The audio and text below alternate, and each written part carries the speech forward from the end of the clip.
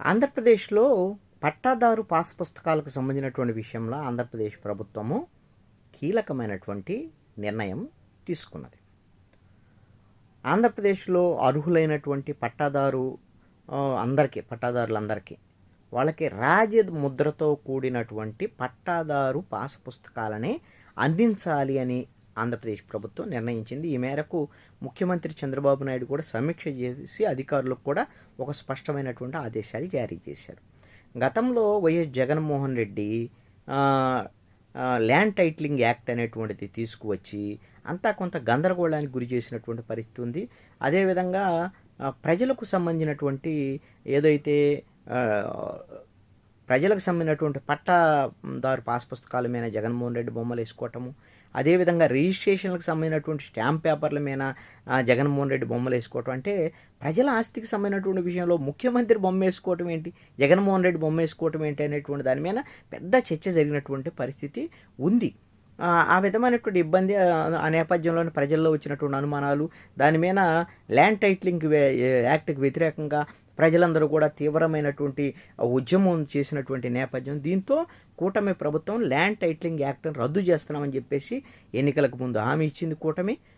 అదేవిధంగా ఎన్నికల తర్వాత వాటిని రద్దు చేసినటువంటి పరిస్థితి కూడా ఉంది. గతంలో వైసీపీ ప్రభుత్వంలో 21,86,86,000 మందికి భూ హక్కు పత్రాలన్నీ కూడా ఇవ్వటం జరిగింది.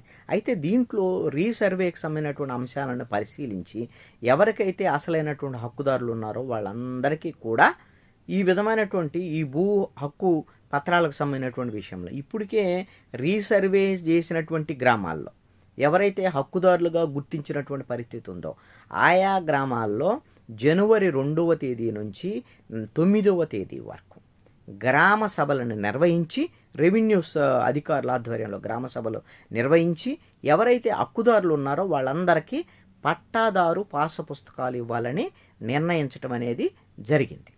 ఈ విధంగా అది కూడా రాజముద్రతో, అంతేగాని ఏదో చంద్రబాబు నాయుడు బొమ్మ, నారా లోకేష్ బొమ్మ, లేకపోతే పవన్ కళ్యాణ్ బొమ్మ అలా వేయటం కాదు. ఎందుకంటే జగన్మోహన్ రెడ్డి అలా వేసుకున్నాడు అన్నిటి మీద బొమ్మలు. అసలు ఎందుకు ఈ ల్యాండ్ టైటిలింగ్ యాక్ట్తో పాటుగా భూ సర్వే చేశాడు, సర్వే రాళ్ల మీద కూడా జగన్మోహన్ రెడ్డి బొమ్మలో వేసుకున్నటువంటి పరిస్థితి ఉంది. దాని మీద కూడా తర్వాత విమర్శలు వచ్చినటువంటి పరిస్థితి నేపథ్యంలో కొంత వెనకదగినటువంటి పరిస్థితి. అందుకనే పూర్తిగా రాజముద్రతో కూడినటువంటి ఏదైతే పట్టాదారు పాస పుస్తకాలు ఇవ్వాలని ఆంధ్రప్రదేశ్ ప్రభుత్వము నిర్ణయించింది. జనవరి 9, 2026 జనవరి నుంచి 2వ తారీఖు నుంచి 9వ తేదీ వరకు గ్రామ సభలు